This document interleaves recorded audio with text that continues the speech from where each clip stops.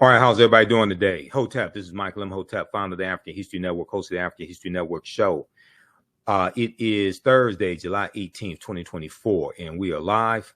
So I wanted to do a preview of this new 10-week online course that I teach, Black Resistance Movements from the Haitian Revolution, U.S. Civil War, Civil Rights Movement, and Black Power Movement, 1800 to 1968. Black Resistance Movements, 1492 to 1968.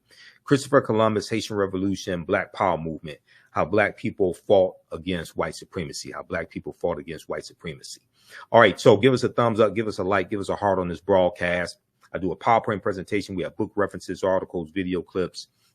So this is a fantastic 10-week online course that I teach. And one of the things that we look at are the various ways that African Americans fought back against white supremacy and racism. Okay, the various ways that we fought back against white supremacy and racism. Visit our website, AfricanHistoryNetwork.com, AfricanHistoryNetwork.com. You can register for this 10-week online course there.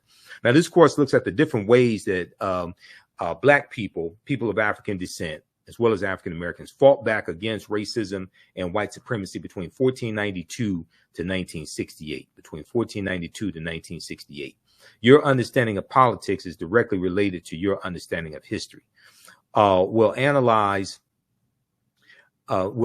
history, especially U.S. history, primarily from the African American perspective, beginning in 1492 with the Moors losing control of their last stronghold, Granada, January 2nd, 1492, to Spain, and Christopher Columbus sailing on his first of 4 voyages when he set sail August 3rd, 1492, on the Nina, the Pinta, and the Santa Maria.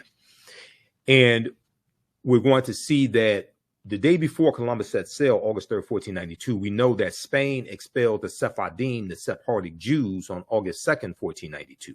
Okay, so all this takes place in 1492.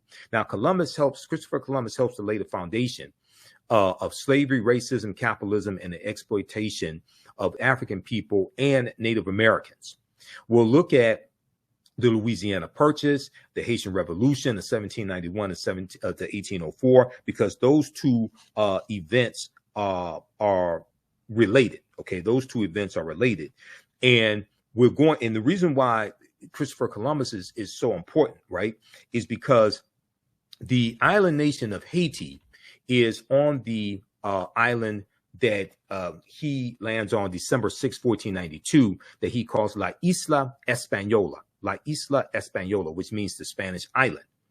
And that western third of the island where Haiti is, that was first a Spanish colony conquered by Columbus. And the Spanish colony was called Santo Domingo. And that western third of the island is going to become a French colony in 1697. And the French are going to call it Saint Domingue. And that is where Haiti or Haiti is. And that's where you're going to have the Haitian Revolution. Okay, so we see what Christopher Columbus sets in motion. Okay, and we see this connection, this chronology of history, and that goes back to the African Moors going into the Iberian Peninsula in 711 AD, what today we call Spain and Portugal, defeating the Vandals and the Visigoths, settling in southern Spain, going all across Europe, and taking the teachings from the Nile Valley region of Africa into Europe. And it's going to be these teachings that bring Europe out of the Dark Ages.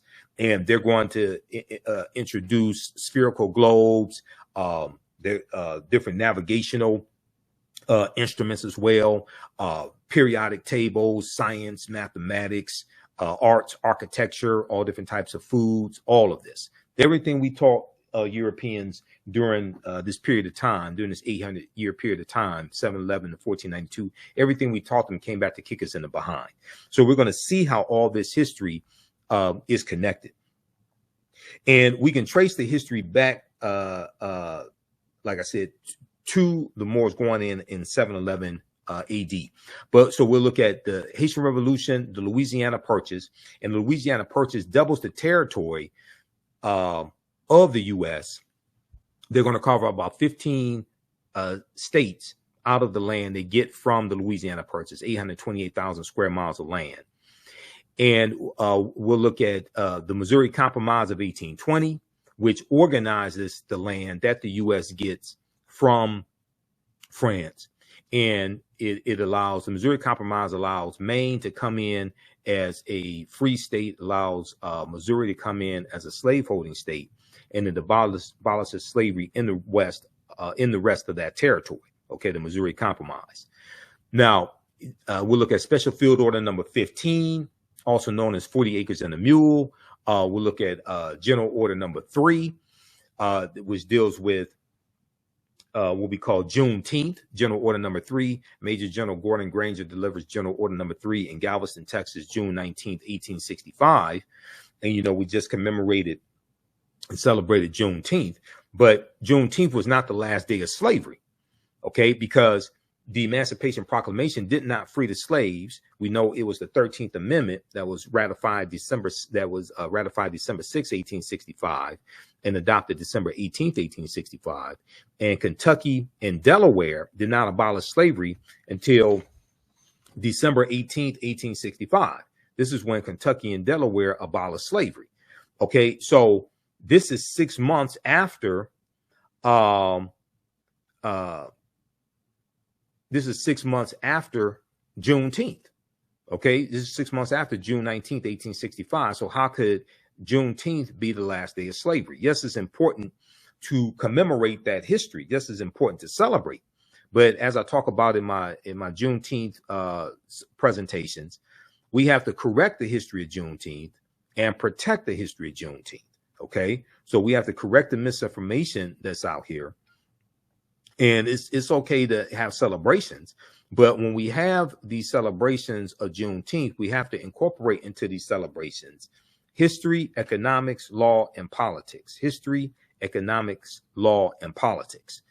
And one of the reasons why it's important to commemorate and celebrate Juneteenth is because Juneteenth allows us to force into a national conversation a history that various states are passing laws to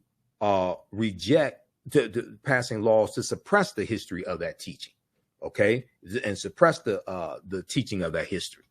So this gives us an opportunity to correct a lot of the misinformation that's out here.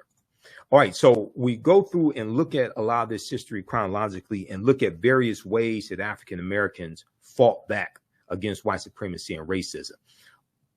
There was armed resistance. We fought back economically by using the cooperative system of cooperative economics, whether it was the Free African Society of 1787, whether it was the Colored Merchants Association in 1928, whether it was the Colored Farmers Union in the 1880s that starts in Texas and grows to 1.2 million members. Okay, whether we fought in the courts with lawsuits, Smith versus Allwright, 1948, which was 1944, which is fighting against the all-white primaries that Democrats were having in Texas, whether it's Brown versus Board of Education, whether it's Gomillion versus Lightfoot, 1957, U.S. Supreme Court case, 1960 U.S. Supreme Court case, Gomillion versus Lightfoot, that stemmed from the state legislature in Alabama redrawing the district lines of Tuskegee, Alabama, to try to lock out almost all of the African Americans there in Tuskegee, to redraw these district lines to suppress the African American vote. Okay, and this was at a time when they're operating under the Alabama State Constitution in 1901, which was imposed to impose segregation. Okay, Alabama State Constitution in 1901, and they imposed. It was designed to solidify white supremacy. Okay, it was designed to solidify white supremacy, codify white supremacy. If you look at Encyclopedia of Alabama, okay, and the Alabama State Constitution of 1901. and I'm going to pull this up here. This is one of the things we look at here in the class. Is that Encyclopedia of Alabama? Encyclopediaofalabama.org right here. Let's look at this.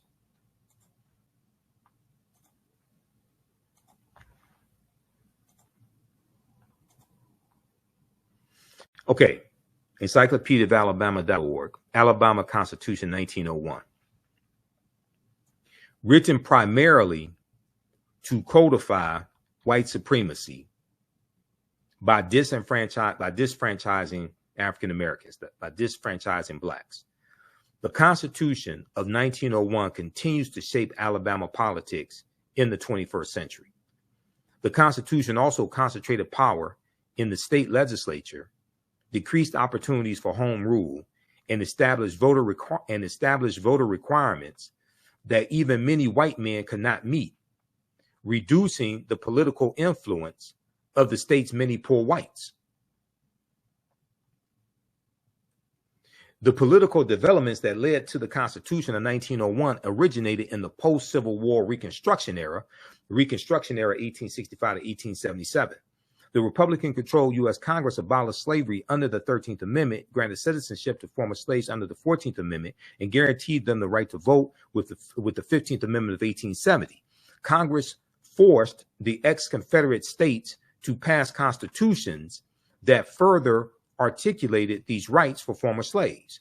When Alabama's Democratic Party regained control of the state government in the election of 1874, one of its first actions was to overturn Alabama's Reconstruction Constitution of 1868, which had expanded voting rights among African Americans and poor whites. And one of the things, when you study the Alabama state constitution, that Reconstruction Constitution of 1868, one of the things that it does is it creates the first publicly funded, the first state-funded public education system in the South, and it was an integrated public education system where African American children were educated right next to white children. Okay, this is under that Reconstruction Constitution of 1868 in Alabama. All right, but when the white supremacists take back control of the state legislature in 1874, they're going to overturn the Alabama Reconstruction Constitution of 1868. So this plays a huge part in the politics that we see in this country today, especially in the southern states, especially in these former Confederate states. Okay, so this is the type of information that we get into in this class. This is a deep, deep history. And your understanding of politics is directly related to your understanding of history. Okay, now, if we go back, now these are some of the slides that I'm going to show you. These are some of the slides from my actual class, okay? And I put together this class. This is the second course that I teach. The first course that I teach is called Ancient Kemet, the Moors, and the Ma'afa, Understanding the Transatlantic Slave Trade, what they didn't teach you in school. Okay, and that's a 10-week online history course that I teach as well. We deal with thousands of years of history and what leads up to the transatlantic slave trade taking place. Visit our website, AfricanHistoryNetwork.com, AfricanHistoryNetwork.com to register for these classes. And we have our next class is Sunday, July 21st. Okay, so if you go to our website, AfricanHistoryNetwork.com, scroll down the page, we have the information right at the top of the page. Black resistance movements, Christopher Columbus, the Haitian Revolution, and the Black Power Movement, 1492 to 1968. Next class, July 21st, 2024, 4 p.m. Eastern Standard Time. Classes on sale right now, $80, regularly $130. Click right here to register here for the full course. You can join us live for the class or watch classes on demand. Okay, join us live for the class or watch classes on demand. Click right here for a course bundle, so because you'll get both classes, which includes the first course that I teach, Ancient Kemet, the Moors, and the Ma'afa, Understanding the Transatlantic Slave Trade, what they didn't teach you in school. And we have class number 1 starting up Saturday, July 20th, 4 p.m. Eastern Standard Time, of Ancient Kemet, the Moors, and the Ma'afa, Understanding the Transatlantic Slave Trade, where they did teach you at school. So that class is on sale, $80 also. All right. And this content is PG-13. You can use this information with your children as well. Okay. All right, let's continue here. So it's not overly graphic. I don't do a lot of cursing. It's very visual. We have slides, video clips, excerpts from books, and we show you the information right on the screen. And it's about 80 to 100 articles that we reference in each class also. Okay, so we'll look at the Civil War era, Jim Crow era, World War I, World War II, Civil Rights Movement, Black Power Movement. We look at the Red Summer of 1919, where you have 25 major race riots across the country. It was called the Red Summer by James Weldon Johnson. James Weldon Johnson also wrote Lift Every Voice and Sing, the Black National Anthem. And he called it the Red Summer because he said the streets of America were flowing with blood. The streets of America were flowing with blood. Let's see here. Let's continue. Okay. So it's important to understand this chronology of history to get a better understanding of how we got to where we are today and to understand where we need to go from here. Unfortunately, some of this history is repeating itself. When we look at the January 6, 2021 insurrection, right? There's a historical context for this because that was political violence. And for a lot of historians, and myself included, it was reminiscent of the political violence that we saw that brought about an end to the Reconstruction era, which was 1865 to 1877. There was a really good article from Time magazine that talks about, that draws a connection between the January 6, 2021 insurrection and the Reconstruction era. And it deals with how the history of Reconstruction is not being properly taught in schools. And it says from in the aftermath of the insurrection a year ago at the U.S. Capitol, many leading historians drew parallels between the violence and the Reconstruction era, the period of political revolution directly following the American Civil War.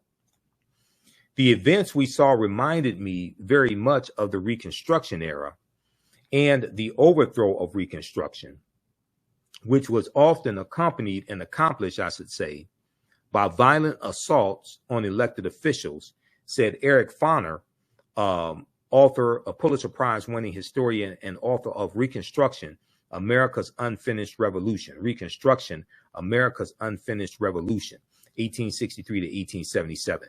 Now, he said this in an interview with the New Yorker magazine published a week after the January 6th insurrection. Scholars say studying the aftermath of the Civil War can help put into context many of the most seminal events in the U.S. in recent years, from the brutal murder of George Floyd by police in 2020, May 25th, 2020, when George Floyd was killed, Minneapolis, Minnesota, to the voter suppression laws enacted after African-American voters played a role in helping Joe Biden and Kamala Harris be elected president and vice president in 2020.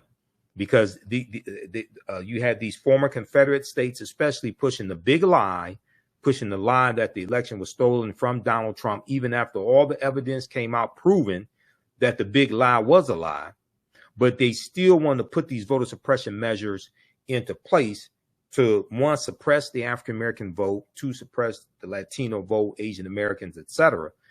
But this was a power grab, okay? But this goes back to the voter suppression laws that we saw being put in place after Reconstruction ends, okay? And you have the rewriting of various state constitutions, like the Alabama state constitution rewritten in 1901. But despite the timeliness of the era in today's climate, many students in American schools will not get a full education on Reconstruction until they go to college. But many of them are not going to go to college. Okay, so a lot of them are not going to know this information. Check out this article here from Time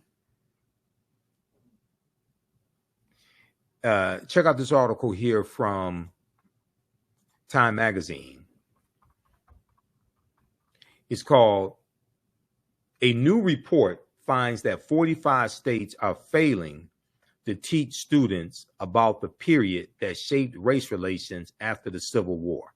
A new report finds that 45 states are failing to teach students about the period that shaped race relations after the Civil War.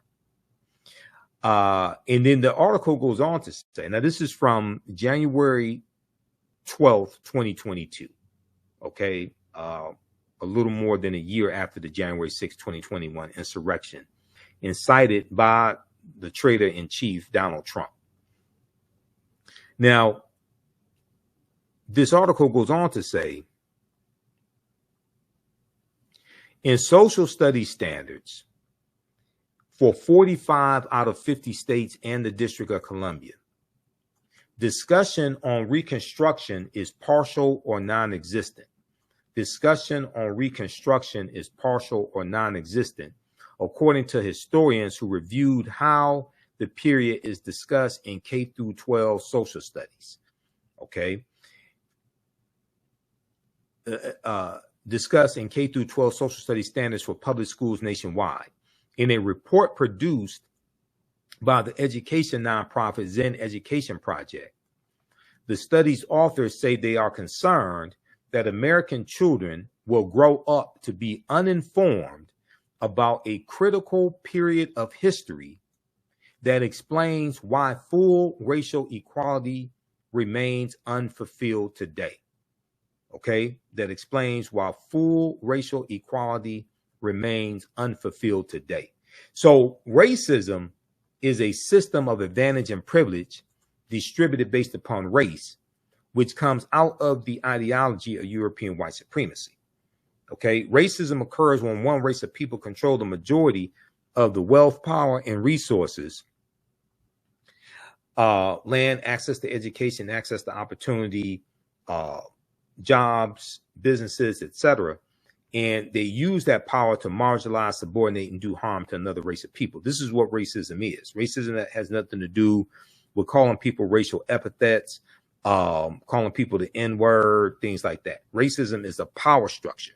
Okay, so when you look at a history of laws and policies put in place that maldistributed wealth, power, and resources into the hands of Europeans, the end result of that history are the structural inequities that still exist to this day. And the racial wealth gap is one of those glaring examples of the structural inequities, the 8-to-1 racial wealth gap between African Americans and white people. Okay, the racial wealth gap does not exist because white people are 8 times smarter. Does not exist because white people worked 8 times harder. Okay, it exists because of the laws and policies put in place that maldistributed wealth, power, and resources into the hands of Europeans. One of those laws goes back to 1862. Okay, so yes, 246 years of slavery and African Americans largely not receiving any type of reparative justice to repair the damage of slavery. Okay, and not being given land, not being given any compensation, things like this, generally speaking. Yeah, but let's look at this here. Let's look at this specifically. Let's look at the Homestead Act of 1862. The U.S. gave away land for 124 years because of this law that dates back to the second year of the U.S. Civil War. Now, this is from history.com, official website of the History Channel. Homestead Act. How many people have heard of the Homestead Act of 1862?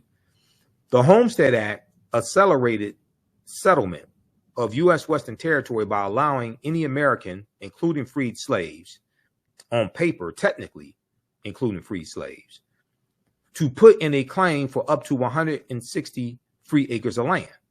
However, this land overwhelmingly is going to go to white people. The Homestead Act of 1862, signed by President Abraham Lincoln, granted Americans 160-acre plots of public land for the price of a small filing fee. The Civil War era act, considered one of the United States' most important pieces of legislation, led to westward expansion and allowed citizens of all walks of life, including the formerly enslaved, women, and immigrants, to become landowners. So they gave away land for 124 years, okay, until it was repealed by Congress in 1976. They gave away 270 million acres of land for 124 years, and almost all that land went to white people, as opposed to it going to the former slaves who worked that land for free. Now you have tens of thousands of white families today that still have some of this land in their families, and it's been in their families for decades. Okay, so read the rest of this article here from history.com dealing with the Homestead Act. To make a claim, homesteaders paid a filing fee of $18, a $10 fee to make a temporary claim on the land, $2 for the commission to the land agent, and an additional $6 final payment to receive an official patent on the land. Land titles could be purchased from the government for $1.25 per acre following 6 months of proven residency. Okay, so read the rest of this piece here. Now, we largely get locked out of this land giveaway. Then you have the Southern Homestead Act of 1866, which gives away about 45 million acres of land. Then you have the Dawes Allotment Act of 1887 that gives away 138 million acres of land.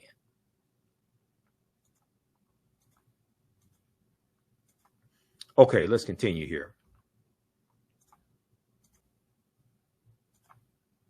All right, so we see the attack on the teaching of African-American history and the history of the civil rights movement, things like this in schools, but also during Black History Month. We see this attack because of these anti-critical race theory laws that were passed. And a lot of this has to do with, pushing the big lie.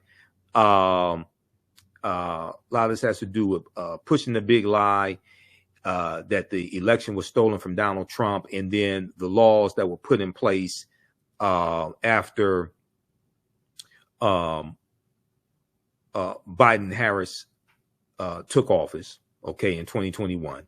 Well, if you look at this article here from Axios.com,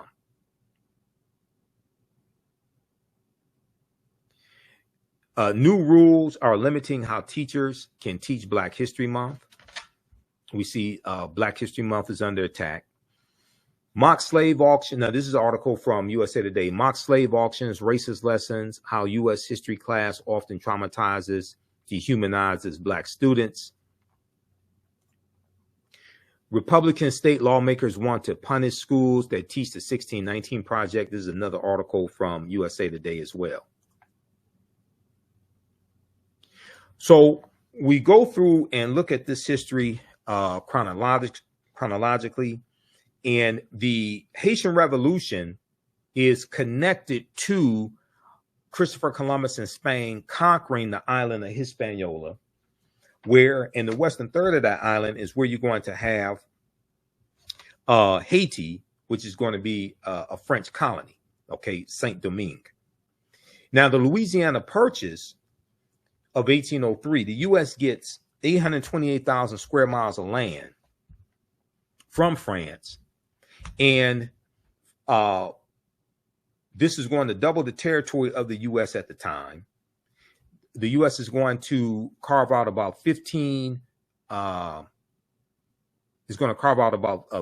states from this land that they get from France. Now, France did not have a legal claim to this land. France steals this land from Native Americans and African people who are here. And one of the reasons that France is going to sell this land is because of they're going almost bankrupt. Napoleon and France are going almost bankrupt fighting against the Haitians during the Haitian Revolution in 1791 to 1804. And they're trying to raise money. So this is going to be a windfall for the United States. It's going to double the territory of the U.S., but also what it's going to do is the new territory that is going to have slavery, because they try to keep a balance between slaveholding states and free states, is going to increase the need for enslaved African labor in the new territories that are going to have slavery. Okay, so we look at this map here, we see the middle of the U.S. in the shaded in green. That is the territory that the U.S. gets because of the Louisiana Purchase. Then we'll look at the now. Let me go back to Haiti.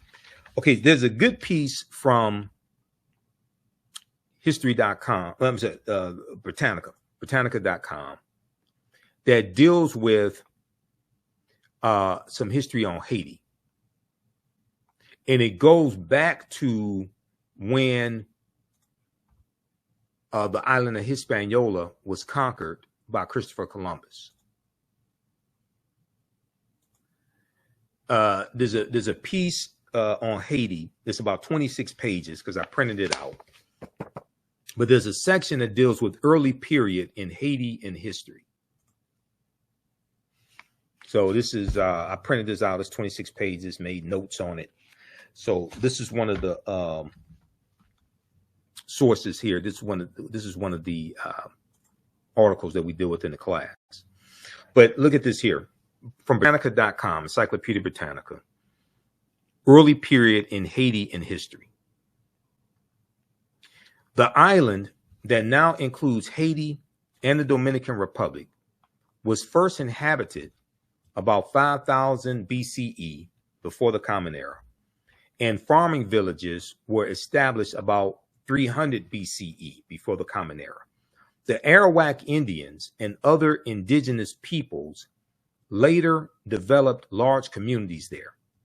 The Taino and Arawak group became dominant. Also prominent were the Saboni, C-I-B-O-N-E-Y, Saboni Indians, or Native Americans. In the 15th century, the 1400s, between 100,000 and several million Taino and Saboni lived on the island, which the Taino called Quisqueya. So Columbus called it La Isla Española, the Spanish island. That's what he called that island. And Haiti is on the western third of that island. The Taino called the island Quisqueya, which means mother of the earth. Mother of the earth, Quisqueya. They based their economies on cassava, farming, fishing, and inter-island trade that included gold, jewelry, pottery, and other goods. Italian navigator and colonizer and mass murderer and master of genocide Christopher Columbus sighted Quisqueya on December 6, 1492. December 6, 1492. And he named it La Isla Española, the Spanish island. Later, La Isla Española was anglicized as Hispaniola.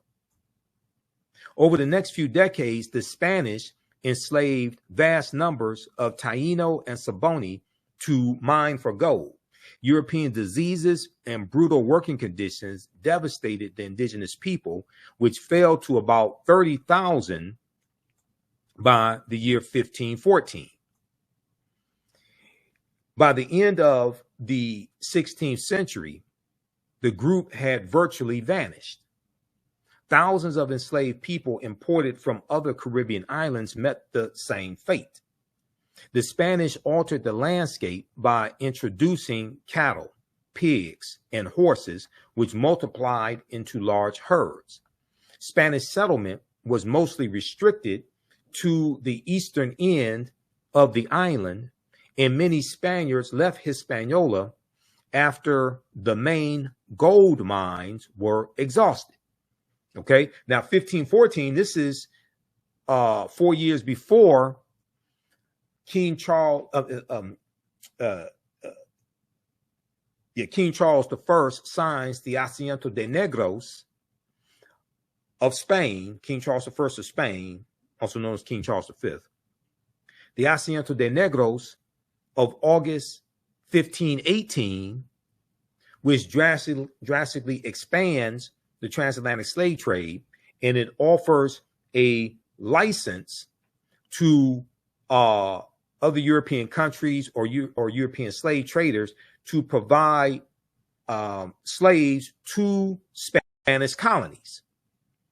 And it also has it also allows for direct transportation from Africa to the Spanish colonies, like in the Caribbean, as opposed to them stopping in Spain first and then going to the final destination.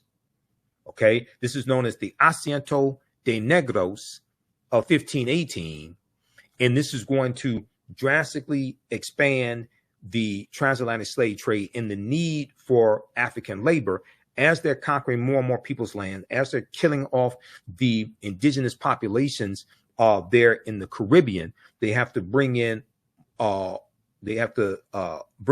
African slaves to replace this population, and this is going to enrich Spain, because the people that hold the European nations that are supplying slaves also have to pay for this license. They also have to pay Spain for this license, for this right to supply Spain with these African captives.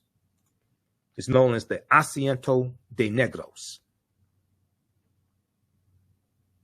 How many people have never heard of the Asiento?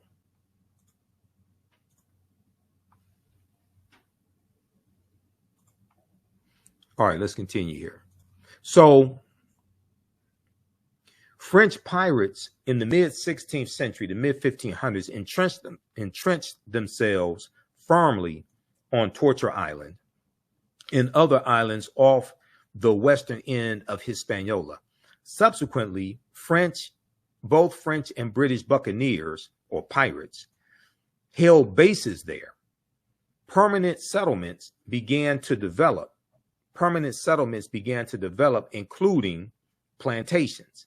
In the 1660s, the French founded Port de Paix in the Northwest, and the French West Indies Corporation took control of the area.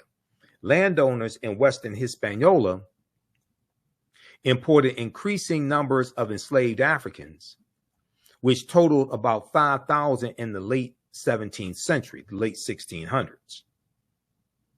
Now, if we look at French colonial rule, plantations and enslaved people, the Treaty of Ridgewick, 1697, formally ceded the western third of the island of Hispaniola from Spain to France, which France is going to rename Saint Domingue. This is how Haiti becomes a French colony, when originally Saint Dominique was a Spanish colony. Originally, that was a Spanish colony. It's going to become a French colony. This is how it becomes a French colony, through this treaty of 1697. The colony's population and economic output grew rapidly during the 18th century, and it became France's most prosperous New World possession, exporting sugar, which is grown on sugarcane plantations, exporting sugar and smaller amounts of coffee, indigo, and cotton. By the 1780s, nearly 2/3 of France's foreign investment were based on Saint Domingue. By the 1780s, nearly 2/3 of France's foreign investments were based on Saint Domingue, and the number of stopovers by ocean-going vessels sometimes exceeded 700 per year. The development of plantation agriculture profoundly affected the island's ecology. Enslaved Africans toiled ceaselessly to clear forests for sugarcane fields, and massive erosion ensued, particularly on the steep marginal slopes that had been allocated to enslaved people for their subsistence crops. Soil productivity declined markedly in many areas, and formerly bountiful streams dried up. However, European investors and landowners remained unconcerned about or unaware of the long-term consequences of their actions, believing instead that an overpopulation of enslaved people was the key to wringing more profits from the region. So we can the political turmoil that we see in Haiti today, we can trace, you go back in history, we trace this back to Christopher Columbus in Spain, conquering that island nation. And then France taking control of that island. Let me phrase it. Spain conquering that island, making a colony out of it, and then France taking over the western third of the island, colonizing Haiti. Now, in 1789, Saint-Domingue had an estimated population of 556,000, including roughly 500,000 enslaved Africans.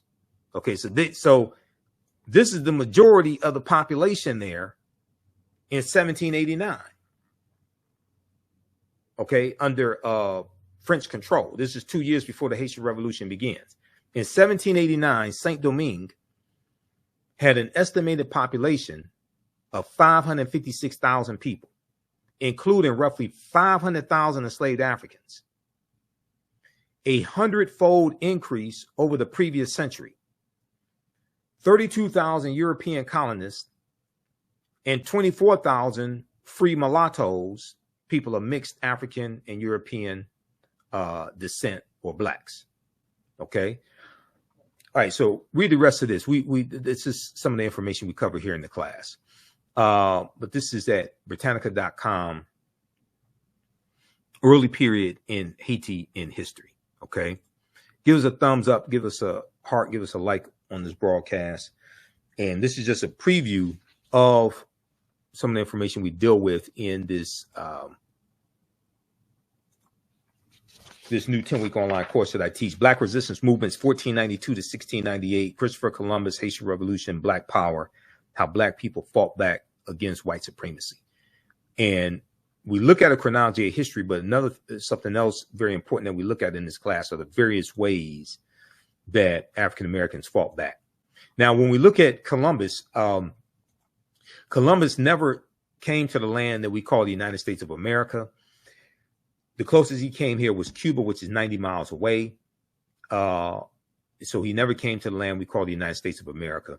He goes into the Bahamas, Cuba, and Hispaniola on his first voyage that he set sail on August 3rd, 1492. His second voyage, September 1493, he goes into the West Indies and Puerto Rico, Puerto Rico, and Jamaica, 1494. He conquers Jamaica in 1494. His third voyage, May 1498, goes into Trinidad and Venezuelan mainland in South America. His fourth and last voyage, May 1504, conquers Panama and Honduras in Central America. Okay, he never comes to the land that we call the United States of America. So we'll go through, look at history. We'll look at the U.S. Civil War, what leads to the Civil War. We'll look at the Reconstruction era, 1865 to 1877, Mexican-American War, 1846, 1848. And the Mexican-American War, as a result of the Mexican-American War, the U.S. is going to get the land that makes up California, Arizona, New Mexico, Colorado, Utah, and Nevada. And this is going to be, the U.S. gets this land in what's known as the Treaty of Guadalupe Hidalgo.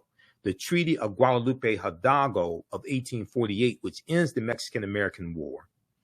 And is going to increase the territory of the U.S. And in 1850, you're going to have what's known as the Compromise of 1850, which consists of 5 bills. And this is designed to organize the land that the U.S. gets from Mexico because of the Treaty of Guadalupe Hidalgo. And one of the things that the Compromise of 1850 does is allows California to come into the state as a free state. Okay, they abolished slavery and come into the Union as a free state. 1850, California. They're going to have about, estimates are about 4,000 semi-slaves from 1850 to about 1860. The California Reparations Task Force documents this in their report. Okay, but California does not have a deep history of slavery.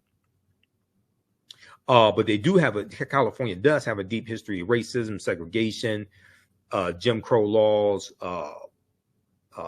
fugitive slave laws, things of this nature. California does have a deep history of that. Okay. All right. So they will deal with things like the Kansas-Nebraska Act of 1854 that allowed westward expansion of slavery into the Kansas-Nebraska territory. The Republican Party is going to be founded as a direct backlash to the Kansas-Nebraska Act of 1854. The Republican Party is going to be founded in 1854 as a direct backlash to this. Okay. So we're going to go through and look at this history and see how all this evolves. And we'll go through, look at this history chronologically.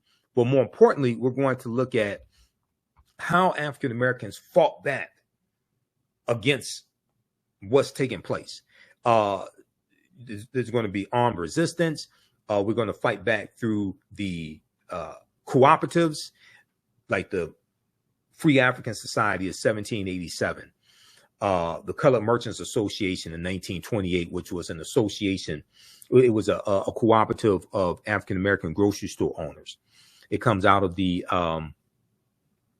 Negro Business League, founded about 1900 by Booker T. Washington, 1900, 1901 by Booker T. Washington. The Colored Farmers Union of 1886, the 1880s by in Texas, and that grows to 1.2 million members as well. Okay, so we're going to look at these various ways that we fought back against white supremacy.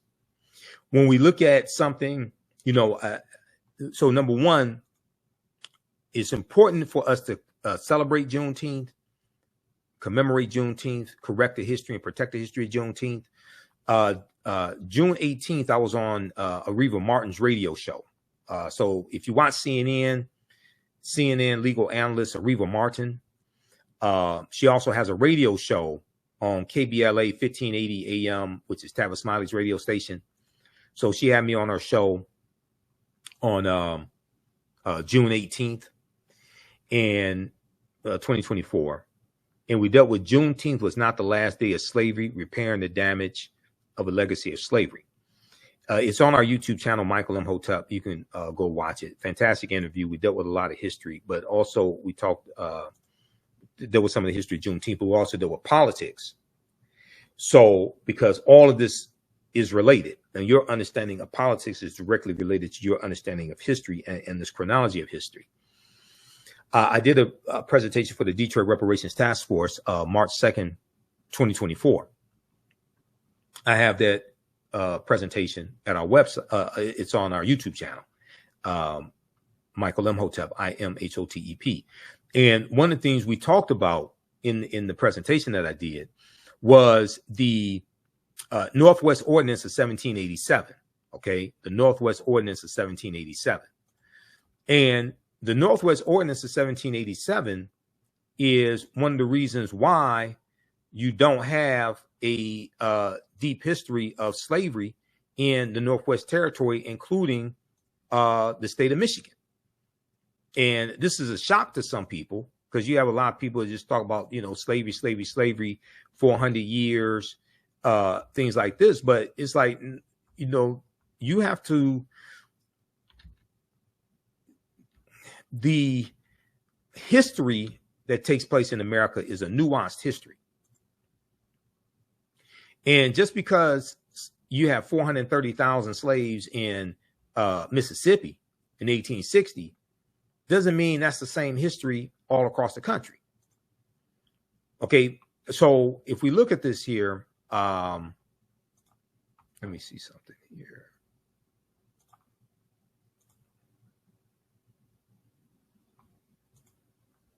All right, here's the presentation right here. So I did this March 2nd, 2024 in for the Detroit Reparations Task Force. Let me try to expand that. There we go.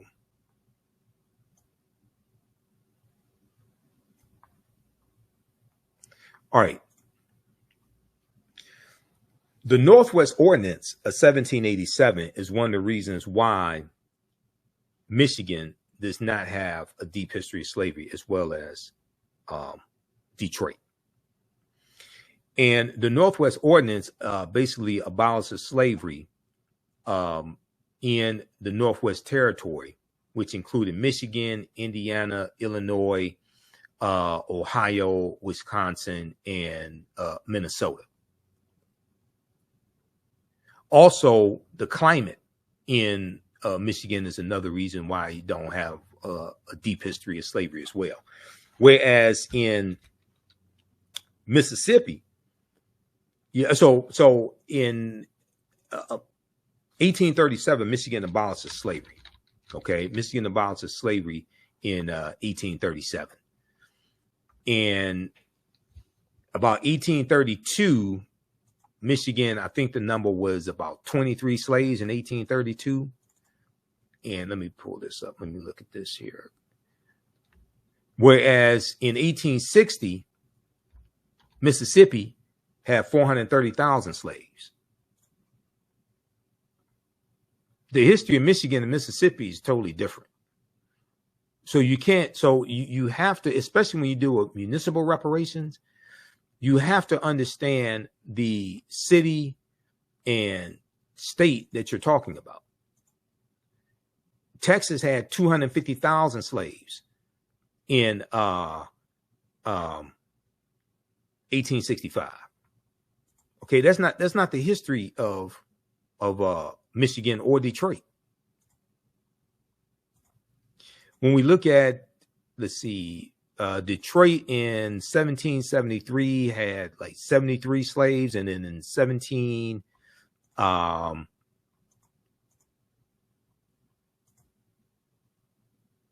in the 1780s they had something like, let's see here, what was that number?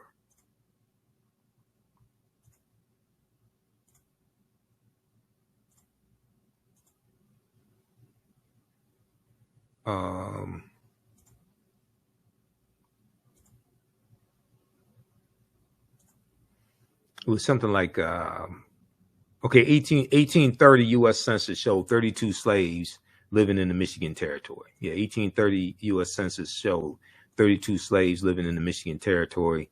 Then 1782, there were 170 slaves living in Detroit. 1773, there was 73 slaves living in Detroit. Okay, so, but the Northwest Ordinance, if we look at this here quickly, at this is from the U.S. National Archives, archives.gov, U.S. National Archives. Northwest Ordinance of 1787. Officially titled An Ordinance for the Government of the Territory of the United States Northwest of the River Ohio. The Northwest Ordinance was adopted on July 13, 1787 by the Confederation Congress, the one house legislature operating under the Articles of the Confederation. The Northwest Ordinance, okay, so it's long story short. what this did was it basically abolished slavery in this territory, which is why Michigan had a very low number of slaves. Okay.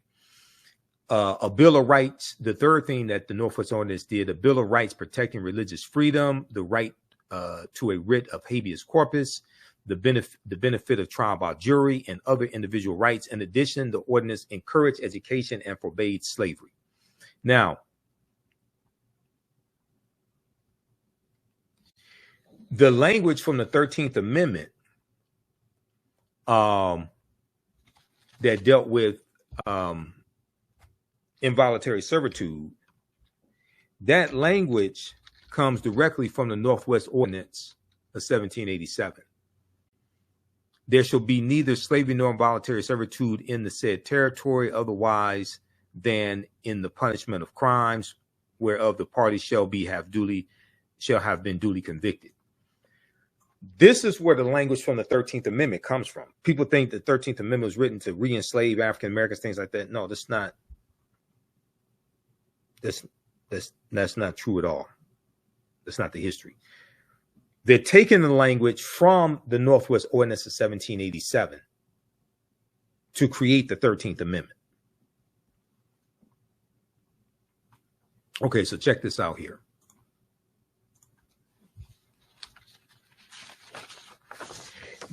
Then we look at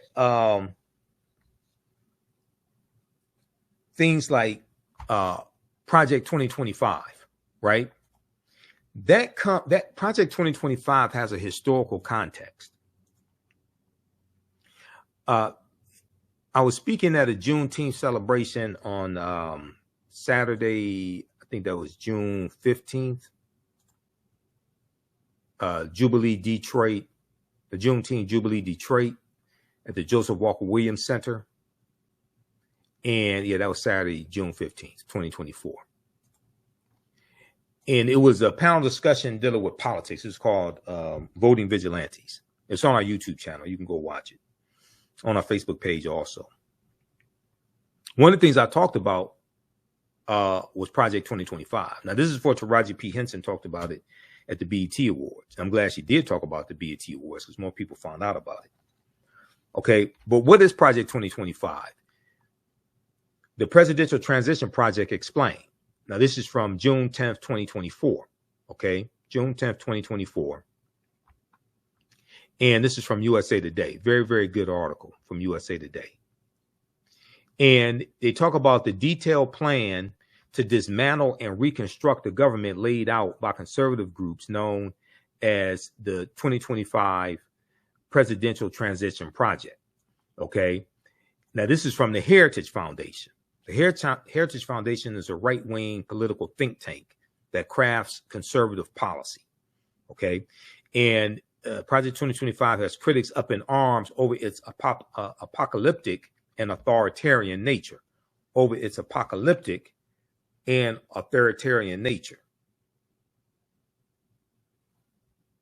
Heritage Foundation, a conservative think tank in Washington, D.C., led an effort to create the more than 900-page Mandate for Leadership published in April 2023, reimagining the executive branch, and presented a plan to overhaul several government agencies, including the FBI, for the country's next conservative president to follow. Now, I call this part two of what the Heritage Foundation did, because in 1980, the Heritage Foundation released Mandate for Leadership, which was a book that they released in 1980 that contained 2,000 policies that they wanted the Reagan administration to adopt. The Reagan administration adopted 64% of those policies in Reagan's first term. Okay, so, and that was called Mandate for Leadership, 1980. Project 2025 is called Mandate for Leadership also. Okay, this is part two. They're running a part two because part one worked. And a lot of people don't know that there was a part one called Mandate for Leadership. You didn't have social media in 1980. Now you do have social media, and millions of people are finding out about this. And what they're finding out about is like, oh, hell no, we don't want this. You have even some Republicans that are against it. This is for the MAGA Republicans, okay, like Hulk Hogan and Kid Rock. 900 and Candace Owens and Byron Donalds and Senator Tim Scott. 900-page mandate for leadership published in April 2023, reimagining the executive branch of the government, and presented a plan to overhaul several government agencies, including the FBI, for the country's next conservative president to follow. According to the project's website, the playbook provides a governing agenda and a lineup of people ready to implement it to, quote, rescue the country from the grip of the radical left. Rescue the country from the grip of the radical left. It includes a domestic and foreign policy agenda, a list of personnel training, and a 180-day playbook. Now, so the policies that they lay out to be implemented in Project 2025, they want implemented in the first 180 days of a possible Trump administration. What about the other 3.5 years? What are they going to do the rest of the 3.5 years? Quote, it is not enough for conservatives to win elections, end quote, Project 2025 said on its website. With the right conservative policy recommendations and properly vetted and trained personnel to implement them, we will take back our government. Take it back from who? The radical left. Who's the what radical left are you talking about? You're talking about policies that saved the economy and brought us out of COVID. What policies are you against? So they're against diversity, equity, and inclusion. They're against affirmative action. No Republicans support reparations. Project 2025's director is Paul Dance, who served in the U.S. Office of Personnel Management and U.S. Office of Personnel Management, Chief of Staff, and former President Donald Trump's administration. Because there are 140 people involved in writing Project 2025 that worked in the Trump administration. There were 140 people that wrote Project 2025 that worked in the Trump administration or are allies of Trump. Although it mentions Trump by name, the handbook does not directly assume the Republican Party's presumptive nominee will be the one to carry out its agenda. He's now the nominee, but it does not assume he will be the one to carry out its agenda. Okay, so the mandate attacks several policies from the former President Barack Obama and President Joe Biden. The mandate attacks several policies that former President Barack Obama and President Joe Biden instituted, including student loan forgiveness. They are against student loan forgiveness and the Affordable Health Care Act, Obamacare. It simultaneously calls for expanded executive power for the commander-in-chief, while criticizing what Project 2025 members perceive as overreaches by the Biden administration. Okay, so read the rest of this here. This is at usatoday.com. What is Project 2025, the Presidential Transition Project, explained? And this is from June 10th, 2024. This article is from June 10th, 2024. Now, I started talking about Project 2025 in 2023. That's when I found out about it, because this is the type of research that I do. So I've been talking about it since 2023, and I first found out about the Schedule F employees in July of 2022, and reclassifying the Schedule F employees. All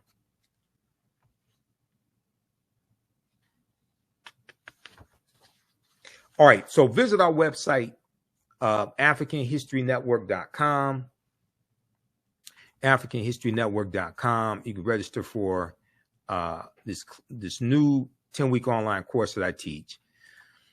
Black resistance movements, 1492 to 1968.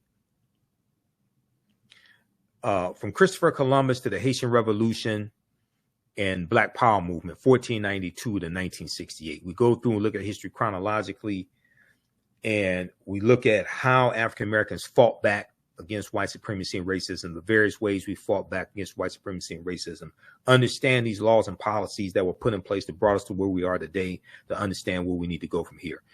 So this class just started up. The next class is Sunday, July 21st, 2024, 4 p.m. Eastern Standard Time.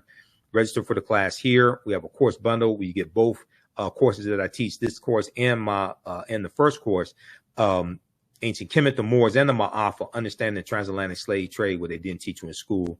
Class number 1 of that class starts up Saturday, July 24th, 2024, 4 p.m. Eastern Standard Time. Okay. All right. Remember, right now it's correct, wrong behavior. It's not over to